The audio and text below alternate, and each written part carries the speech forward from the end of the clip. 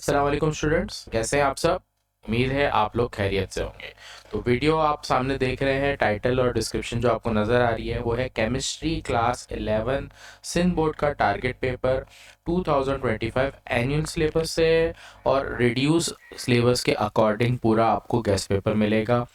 अगर आपने एग्ज़ाम में अच्छे मार्क्स सिक्योर करने हैं, अच्छे मार्क्स का मतलब यह होता है कि आपके 70% टिल 80% मार्क्स, अगर आपको 70 टिल 80% मार्क्स ऑब्टेन करने हैं तो उसके लिए मैं आपको बोलूँगा कि कंप्लीट आपने क्या करना है,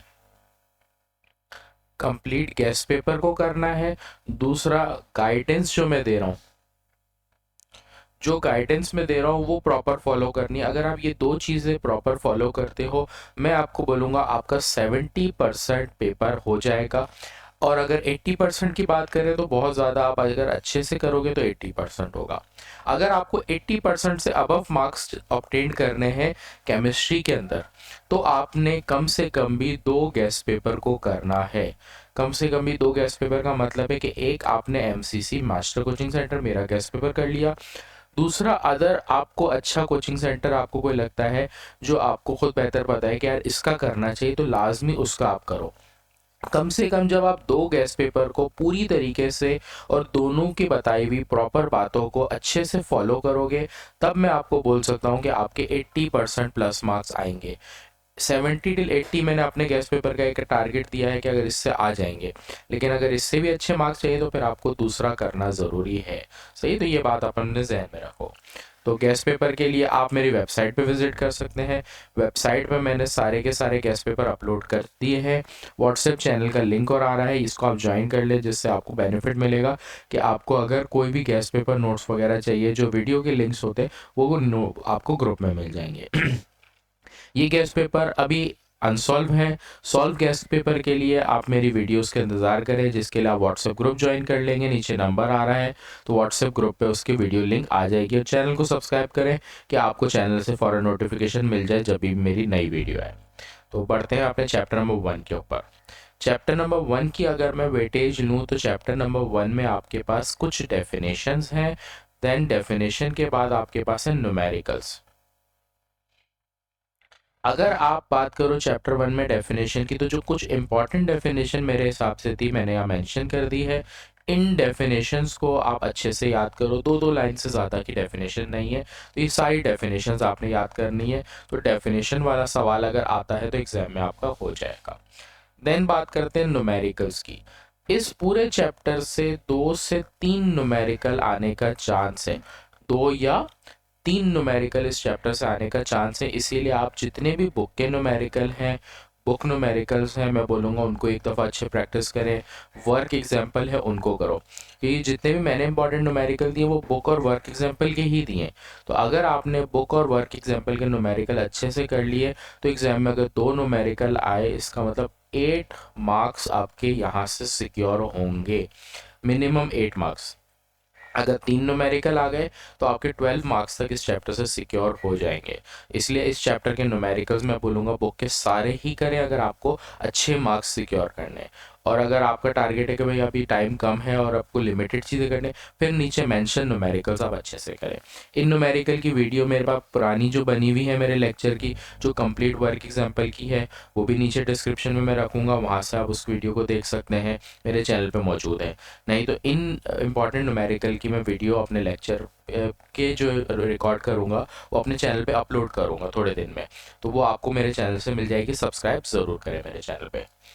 तो कुछ इंपॉर्टेंट न्यूमेरिकल है अपने पास, इनको सॉल्व करें अच्छे से, प्रैक्टिस करें, तब जाके एग्जाम में आपके न्यूमेरिकल्स अच्छे सॉल्व हों। तो ये जितने भी आपको नज़र आ रहे हैं इंपॉर्टेंट न्यूमेरिकल है, ये सारे के सारे आपने करने हैं चैप्टर नंबर 1 से। थोड़े से मैंने अभी भी लिमिटेड लिखे हैं क्योंकि बहुत इंपॉर्टेंट न्यूमेरिकल लिखे हैं। एग्जाम में ज़रूरी नहीं है कि सेम टू सेम ये आ जाए, मोस्टली चांस है 50% से ज़्यादा कि ये सेम न्यूमेरिकल आते हैं। लेकिन अगर आपने इन सबको अच्छे से प्रैक्टिस किया समझ के, तो एग्ज़ाम में अगर कोई भी न्यूमेरिकल इससे हट के भी आता है तो आप अटेम्प्ट ज़रूर कर सकते हो, और सही अटेम्प्ट करोगे अगर प्रैक्टिस अच्छी होगी तो। सही है।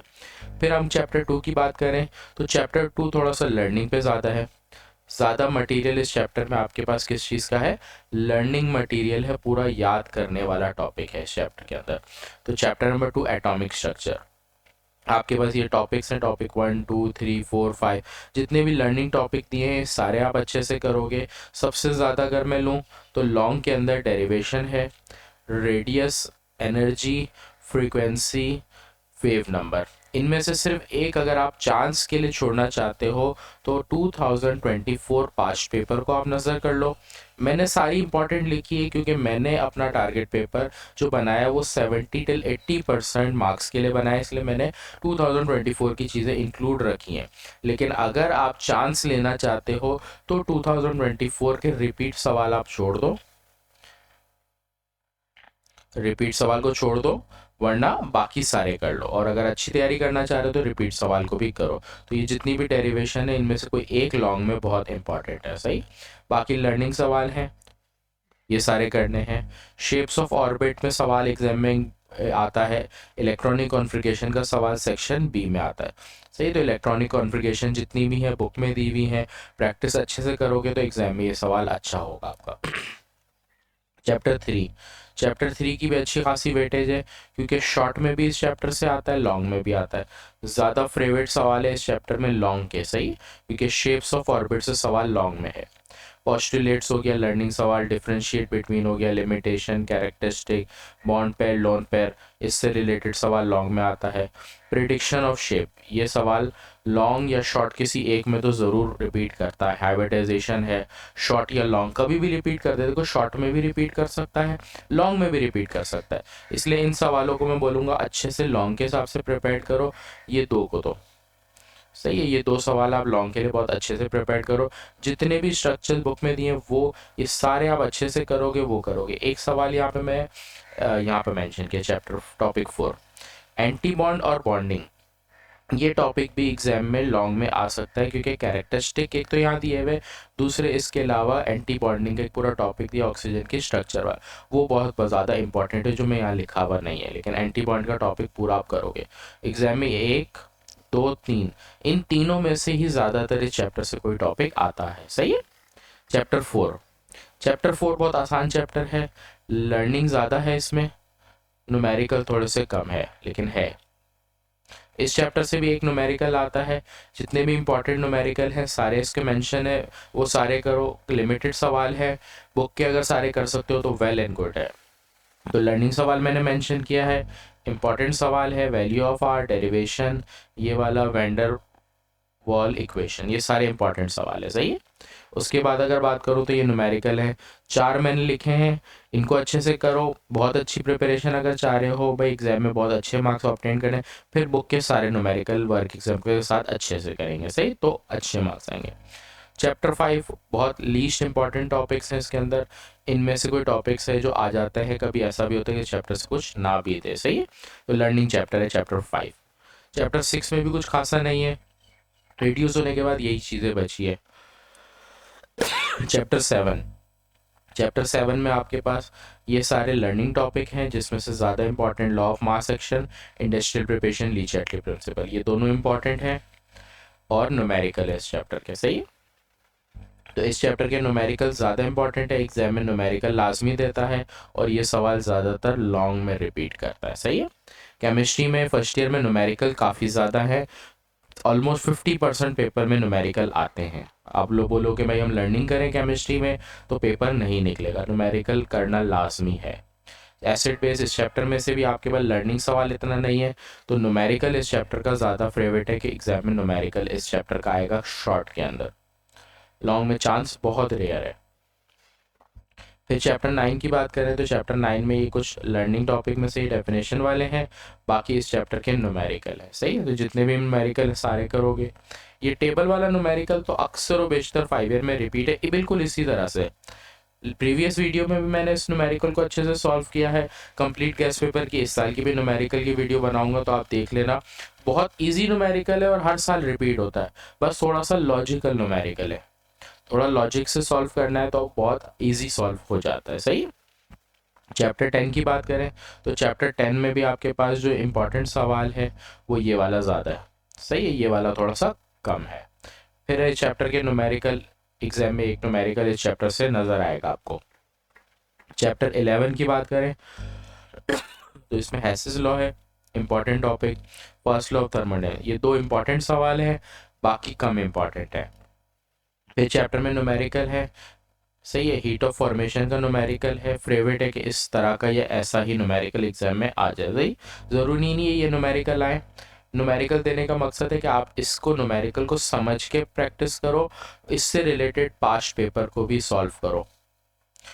पास्ट पेपर में इस तरह के जो न्यूमेरिकल है ना, उसको आप अच्छे से करोगे तब जाके आपका ये अच्छे से कंप्लीट होगा, सही, ये सवाल एग्जाम में आता है।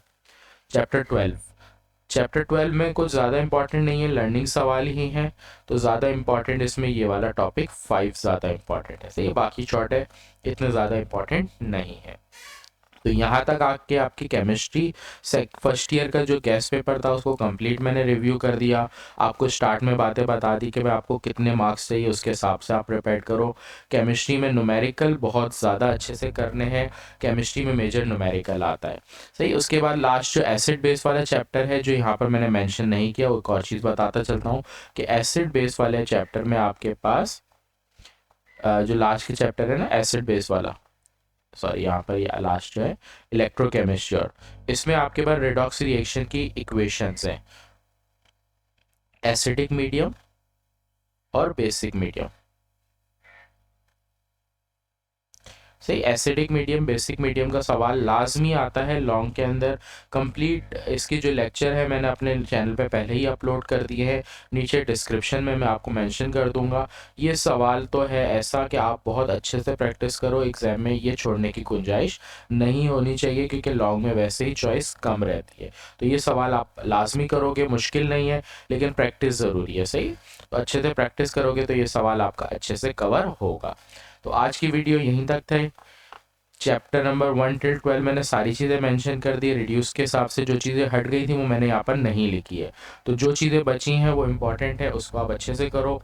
आज की जो वीडियो बनी है वो जनवरी में बनी है, मिड ऑफ जनवरी में मैंने बनाई है, तो पेपर में अभी काफ़ी 2 महीने बाकी हैं। अगर आप इसको स्टार्ट से लेकर एंड तक सारी चीज़ें करो तो पेपर आपका बहुत अच्छा हो जाएगा। तो आज की वीडियो यहीं तक, इंशाल्लाह नेक्स्ट वीडियो में इसके सॉल्व के साथ और दूसरी मज़ीद एजुकेशन वीडियो जो आपको फ़ायदा दे मैं उसके साथ हाजिर होऊंगा। अल्लाह हाफ़िज़।